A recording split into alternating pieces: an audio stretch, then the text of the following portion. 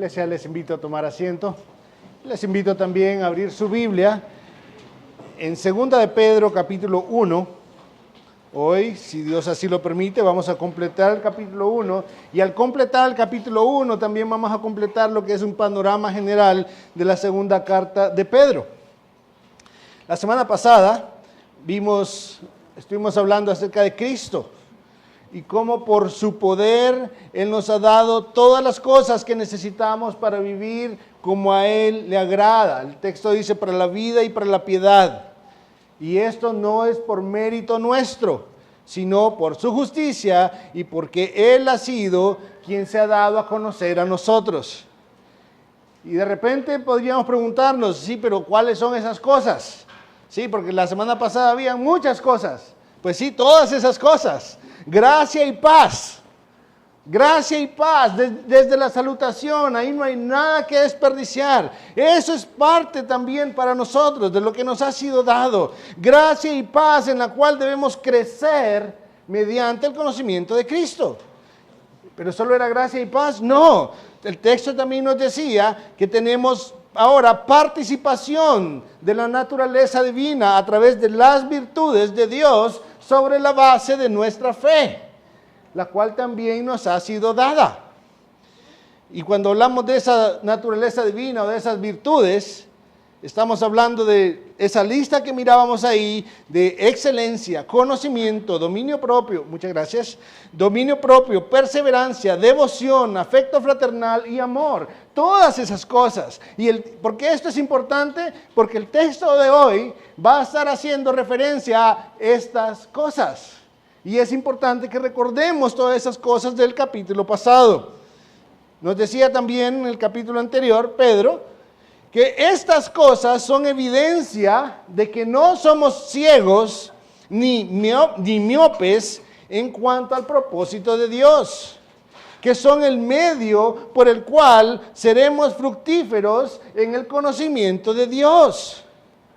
Y que estas cosas resultan en certeza para nosotros mismos, ya que cuando están en nosotros, confirman la obra de Dios en nuestras vidas, en particular su llamamiento y su elección.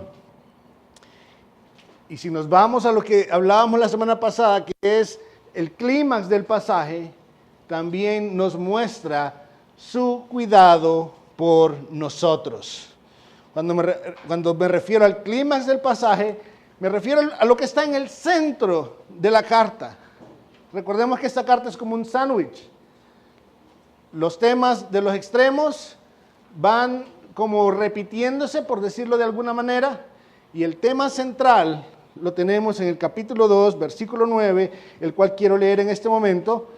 Antes de leer el resto del texto, el Señor pues sabe rescatar de tentación a los piadosos y reservar a los injustos bajo castigo para el día de la ira.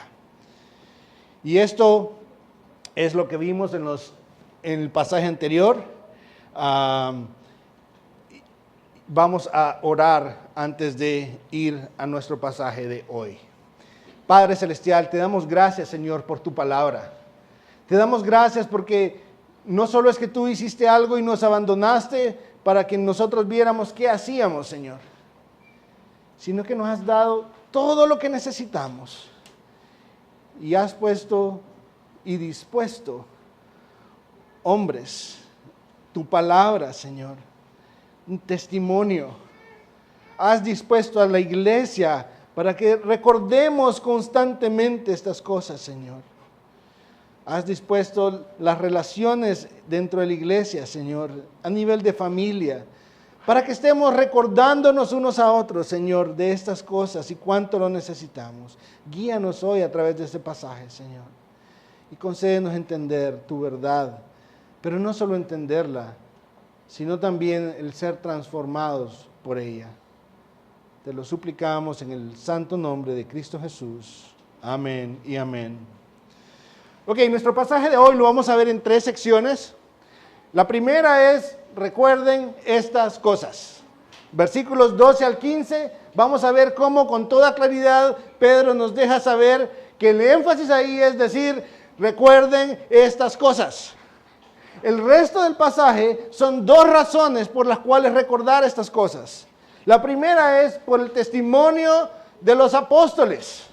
Ellos fueron testigos de esta enseñanza. Y la segunda es por el testimonio de Dios al final del capítulo, en los versículos 19 al 21. Digámoslo de otra forma. Hoy lo que vamos a estar viendo es a Pedro diciendo, yo voy a estar insistiendo, voy a hacer un recordatorio para ustedes de estas cosas, aunque ustedes ya las sepan, aunque en ustedes ya se ha confirmado que las saben, que las viven. Después, por causa de la majestad de Dios, de la cual nosotros hemos sido testigos, la segunda sección. Y por último, porque tenemos la palabra profética más segura, la que Dios ha dado para guiarnos hasta la venida de Cristo. Esas son las tres secciones en las que vamos a estar hoy. Así que arranquemos con los versículos 12 al 15, por favor. Vamos a nuestras Biblias, versículos 12 al 15. Recuerden estas cosas, hermanos. Versículo 12, dice la palabra de Dios así.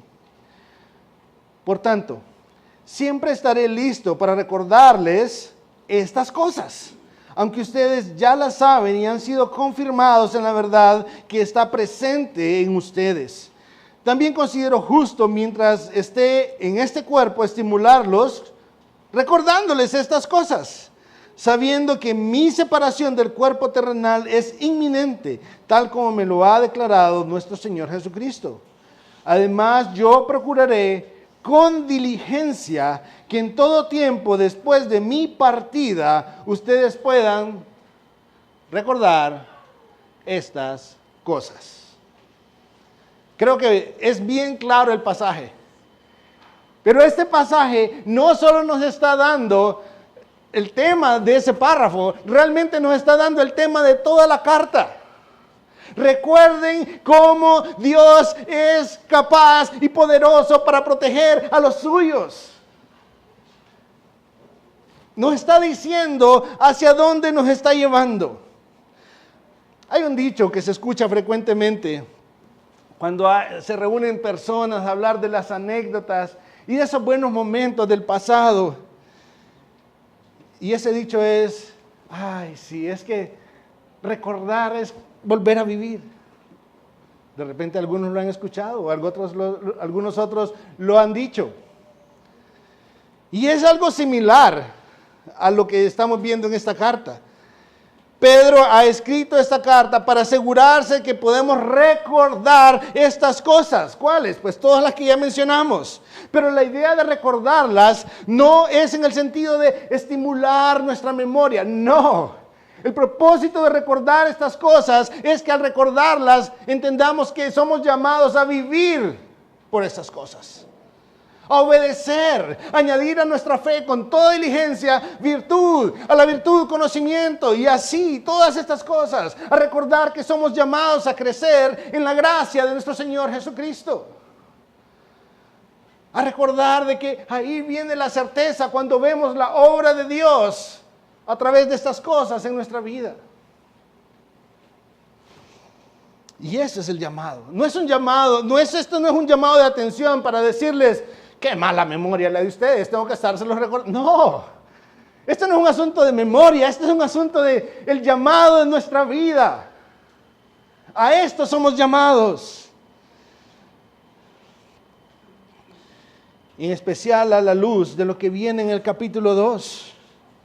Si ustedes ven el título del capítulo 2, es bien claro porque eso es de lo que va a estar hablando en todo el capítulo 2. Falsos maestros, falsos profetas, falsas enseñanzas. Primeros dos versículos dicen, pero se levantaron falsos profetas entre el pueblo, así como habrá también falsos maestros entre ustedes, los cuales encubiertamente introducirán herejías destructoras, negando incluso al Señor que los compró, trayendo sobre sí una destrucción repentina. Y miren lo que dice ahí, muchos seguirán su sensualidad, y por causa de ellos el camino de la verdad será blasfemado. Pero ¿por qué Pedro insiste tanto en estas cosas? Pues por lo que acabamos de leer precisamente. Por eso insiste tanto. Posiblemente Pedro recordaba la enseñanza de la parábola del sembrador en Mateo 13, en el que la semilla fue tirada. Pero no toda la semilla cayó en tierra fértil, mucha de la semilla cayó al lado del camino, ahí donde todo el mundo transita.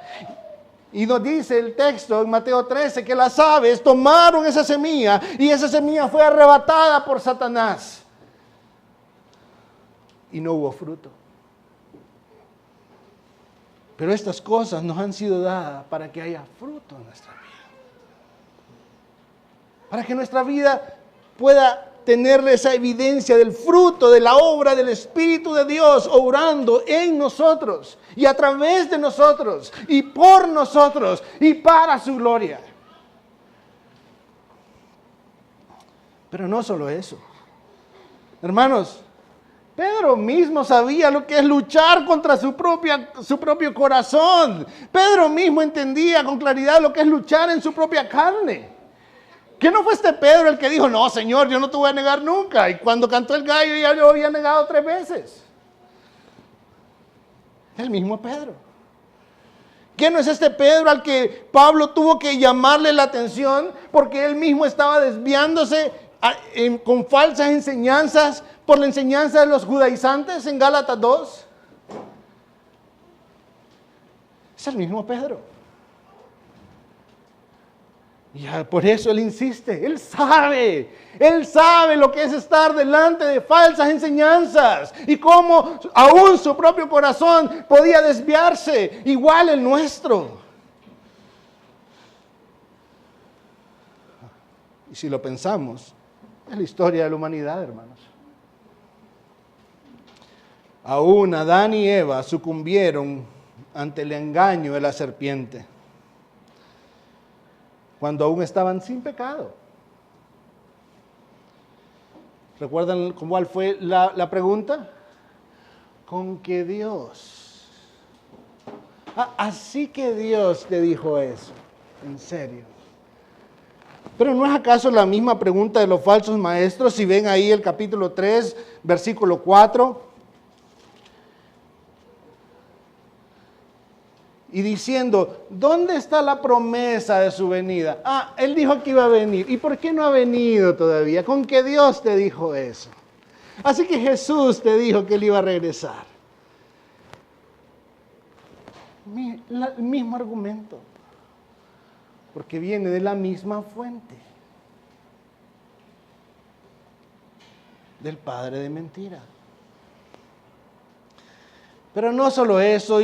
Yo estoy convencido de que hay una razón más por la cual Pedro insistía tanto en esto, y es que seguramente en aquellos días también había creyentes, como en nuestros días, que pensaban, no, yo estoy claro en lo que estoy. Hoy Aarón ha enseñado sobre eso. ¿Y cómo es Dios el que nos restringe? Pero a veces nosotros pensamos que somos nosotros mismos. No, yo nunca voy a ceder a la enseñanza de falsos maestros. Yo sé dónde estoy parado.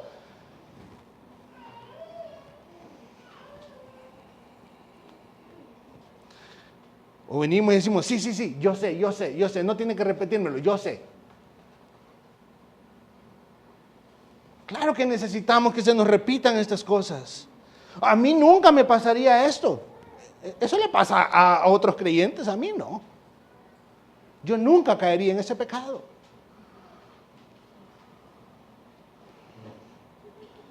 Pero gracias a Dios, dirigiendo a Pedro a insistirnos en estas cosas.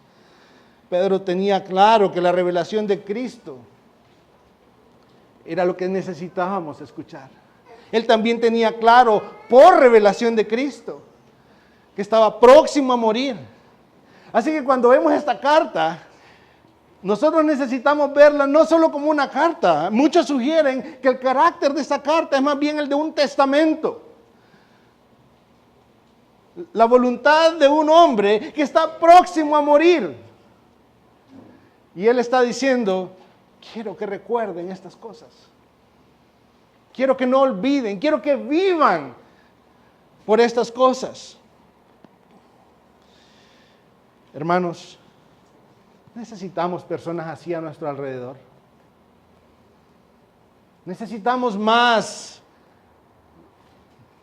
de personas que nos estén recordando, porque somos frágiles y somos propensos al error y al pecado. Personas que nos ayuden a recordar que somos llamados a vivir con diligencia para la excelencia, para la gloria de Dios, yendo a su palabra, para obedecerla, para perseverar en medio de las situaciones difíciles y todo el resto de virtudes de las cuales ya vimos la semana pasada.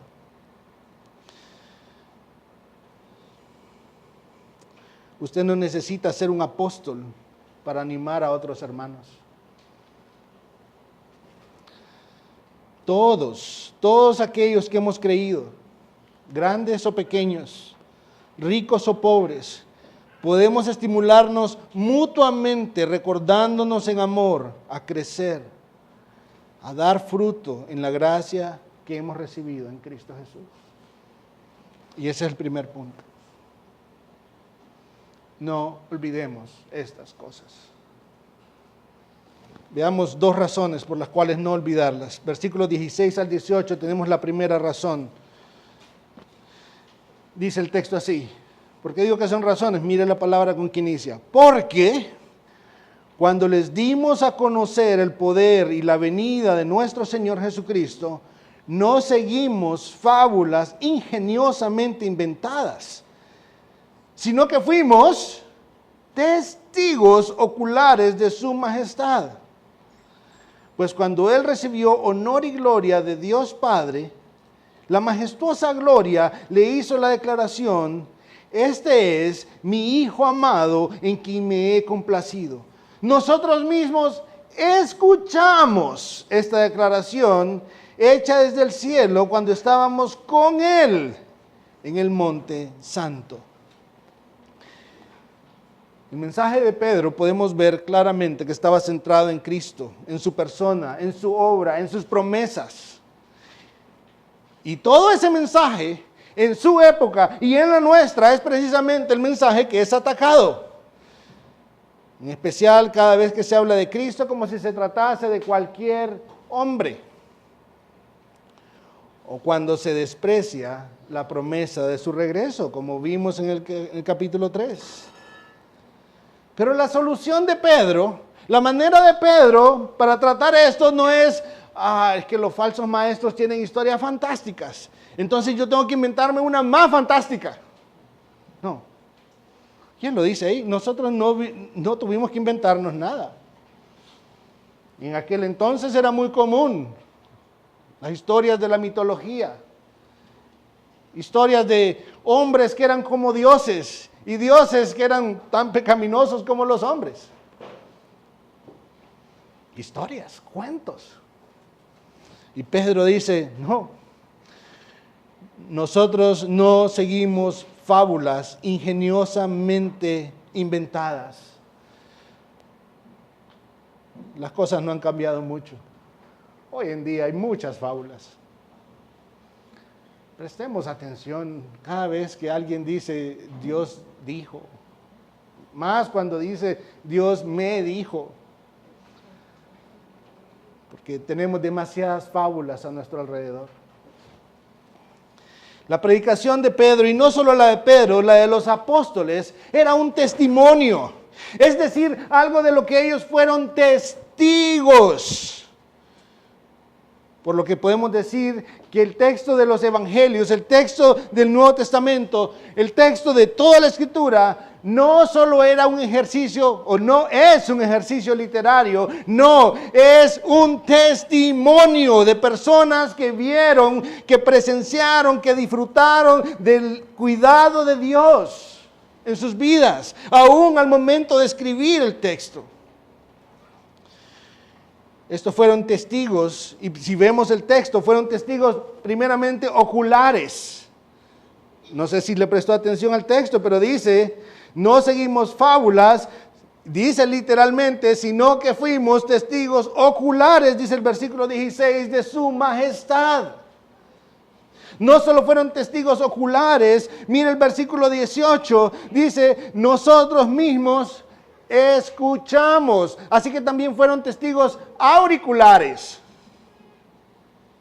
Pero no solo fueron testigos oculares y auriculares, fueron testigos presenciales. No como alguien que vio de lejos o escuchó allá a lo lejos. No, como alguien que estuvo allí recibiendo la enseñanza. Miren lo que dice el versículo 18. Cuando estábamos con Él. Y esta era la misma enseñanza de los apóstoles. Si ustedes revisan la primera carta de Juan, ¿qué dice? Lo que nosotros vimos, lo que nosotros escuchamos, aquello que nosotros tocamos incluso, testigos táctiles podríamos llamarles, aquello que nosotros contemplamos, eso es lo que les anunciamos. Este no es un mensaje inventado. Este es un mensaje que tiene testigos. Que tiene testigos. Y Pedro toma para el caso el evento de la transfiguración. Y él da testimonio de lo que oyeron, vieron, de lo que presenciaron. Y nos habla de que algo que presenciaron ellos fue como la majestad del cielo reconocía la majestad de Jesús. Como Jesús mostró su poder y su gloria. No es que Pedro esté citando los evangelios, es que Pedro estuvo ahí. Porque podríamos decir, no, es que Pedro estaba citando a Mateo. Les recuerdo, hermanos, Mateo no estuvo ahí. Estuvieron 3 ahí. Pedro, Juan y Santiago. Pedro está dando testimonio de lo que él vio, escuchó, presenció.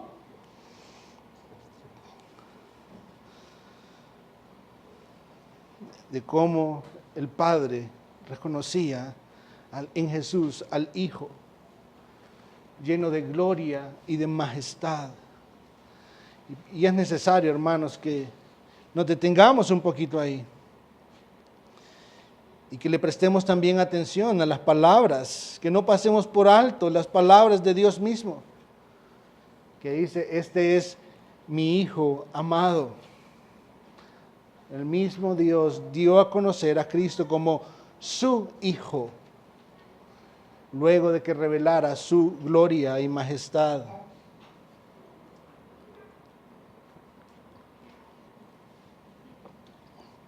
Dice, este es mi Hijo amado, en quien me he complacido.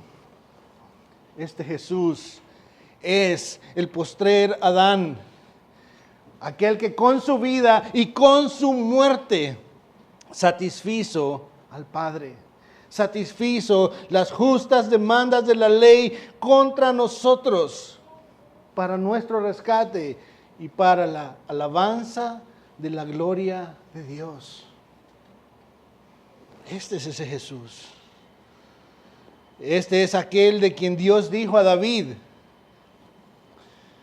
cuando tus días se cumplan y reposes con tus padres, levantaré a tu descendiente después de ti, el cual saldrá de tus entrañas y estableceré su reino. Él edificará casa a mi nombre y yo estableceré el trono de su reino para siempre. Yo seré padre para él y él será hijo para mí. Y es precisamente lo que él dice, este es mi hijo. Este es mi hijo en el cual me siento satisfecho.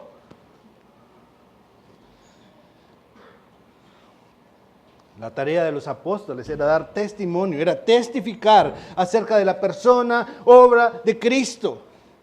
Y por eso debemos recordarlo. Junto con todas las instrucciones, junto con todas las promesas, junto con todo el conocimiento de quién es Jesús y qué ha hecho. Porque no se trata de cuentos inventados, es lo que recibieron de Dios mismo. Y eso nos lleva al tercer punto. ¿Por qué debemos recordar estas cosas? Por causa del testimonio de Dios. Porque es Dios mismo, Padre, Hijo y Espíritu Santo, dando testimonio de estas cosas. Veamos los versículos 19 al 21. Y así tenemos la palabra profética más segura, a la cual ustedes hacen bien en prestar atención como una lámpara que brilla en el lugar oscuro, hasta que el día despunte y el lucero de la mañana aparezca en sus corazones.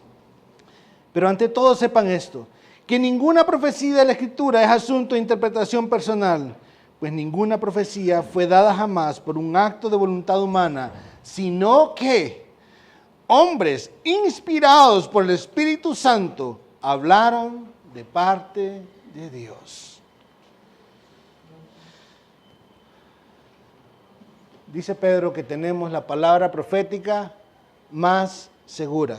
De hecho, dice en nuestra versión, y así tenemos la palabra profética más segura. Y esto debe despertar la inquietud por dos preguntas, hermanos. Esto tiene que despertar en nosotros. Cada vez que vamos a un texto, hay muchas cosas que necesitamos preguntar al texto y el texto nos va a responder. Así como, cuando dice y así como, sería la primera pregunta. La segunda pregunta es, ¿más segura que qué? ¿Cómo que así tenemos la palabra profética más segura? Así como y más segura que qué. Pues, así como, habiendo sido Dios quien dio testimonio de su Hijo.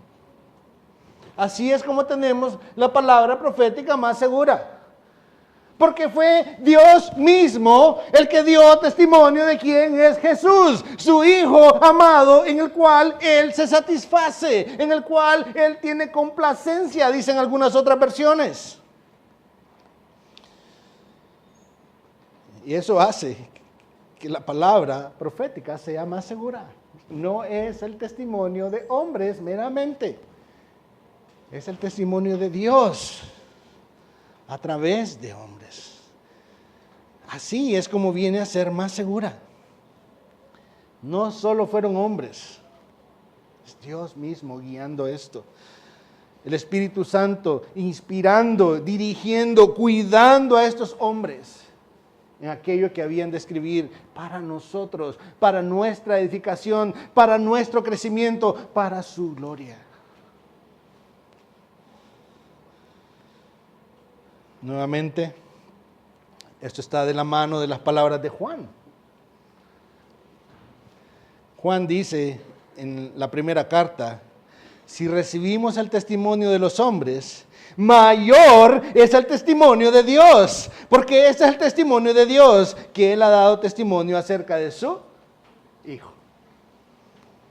Y es así como tenemos certeza. Y es así como tenemos el llamado a no olvide estas cosas. Crezca en la gracia de Dios. Dios le ha dado todo lo que usted necesita. Todo lo que yo necesito para vivir para Él. Eso no es algo antojadizo de hombres. Es Dios el que ha dado la instrucción. Es su reino. No el reino de ninguno de nosotros. Así que la palabra profética es más segura porque Dios mismo habló de su Hijo. Y también por medio de su Hijo, quien también es Dios. Es más segura porque el mismo Espíritu Santo fue quien lo impulsó. Es más segura porque Dios mismo por su gracia nos lo ha dado a conocer. No es algo que nosotros encontramos. Es más segura porque Dios ha mostrado, es Dios mostrando su fidelidad al cumplir las promesas en Cristo Jesús. Y nos da la esperanza para todavía muchas otras que faltan por cumplirse. Hermanos, cuánta bendición, cuánto deleite va a haber. Quiero que pensemos eso en un momento, por favor. Dice el texto, dice Pedro a nosotros, que debemos prestar atención hasta que amanezca, hasta que el lucero de la mañana despunte en nuestros corazones. El lucero de la mañana es una referencia a Cristo, a su regreso. Si ustedes revisan Números 24, Apocalipsis 22, se van a dar cuenta que es una referencia directa a Cristo para nuestro cuidado. Él nos ha dado su palabra. Pero ¿cuánto tiempo pasamos en la palabra? ¿Cuánto tiempo prestamos atención? No solo leer la palabra, prestar atención a la palabra. Él la ha dejado para nuestro cuidado. La ha dejado como una luz en lugar oscuro, dice el texto. Sí, estamos en medio de un mundo lleno, saturado de tinieblas, aún con un corazón que a veces lo que muestra son tinieblas, pero nos ha dejado la luz de su palabra, no nos ha dejado solos, nos ha dado su Santo Espíritu, nos ha puesto en medio de la familia de la fe, para que nos recordemos unos a otros estas cosas precisamente. Y que así nos animemos, que aún en medio de estar pasando, en medio del valle de las sombras y de la muerte, no estamos solos.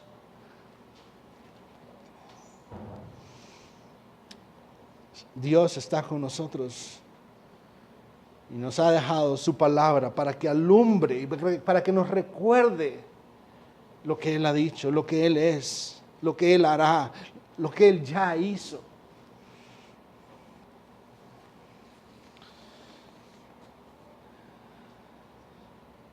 Por la misma razón, el autor de Hebreos nos dice, por tanto debemos prestar mucha mayor atención a lo que hemos oído, no sea que nos desviemos.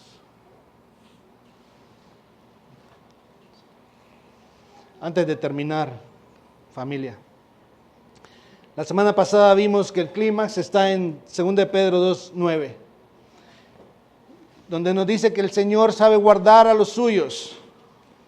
¿Cómo? Hemos estado viendo estas 2 semanas el cómo. Proveyéndonos todo lo que necesitamos para vivir piadosamente para Él. 1. 2. Llevándonos a la estatura de Cristo, produciendo fruto en nuestras vidas para su gloria y para que podamos estar seguros de su regreso y en su regreso y para su regreso. Podríamos decir, resumiéndolo mucho también, alumbrándonos con su palabra para disipar las tinieblas de nuestro corazón y la falsa enseñanza de los falsos maestros en este mundo. Pero ¿qué más hay para nosotros en este pasaje? Antes de ver qué más hay para nosotros en este pasaje, yo les decía la semana pasada, les dejaba con la tarea de leer la última porción de 2 de Pedro. Esta semana lo voy a dejar con tarea también. Que lean el último capítulo y van a ver cómo el último capítulo realmente encaja con el primer capítulo. Y que lean el capítulo 2 también, que ahí está todo la razón por la cual él está insistiendo tanto. La enseñanza de los falsos maestros viene. Por eso no olvidemos estas cosas. Hermanos, en nuestros días, la falsa enseñanza puede encontrarse en todos los tamaños, sabores y colores. Y como dice el texto, aún entre nosotros mismos. Y esto no solo sucede sugiriendo que la Biblia tiene errores o contradicciones. También sucede cada vez que sacamos un versículo de su contexto para que diga lo que nos gusta que queremos que diga. Adam hoy nos hablaba de Filipenses 4:13, uno de los versículos más abusados en nuestro país. Todo lo puedo en Cristo que me fortalece. Uno de los versículos que ha traído más vergüenza y blasfemia en nuestro país. Recuerdo un caso en que había alguien que en sus exámenes iba y ponía arriba, a la par de su nombre, el texto de memoria, Filipenses 4:13, todo lo puedo en Cristo que me fortalece. Y vino el maestro y enfrente de toda la clase agarró el examen y dijo, veo que estudia la Biblia, pero no estudia nada de lo que yo le enseño.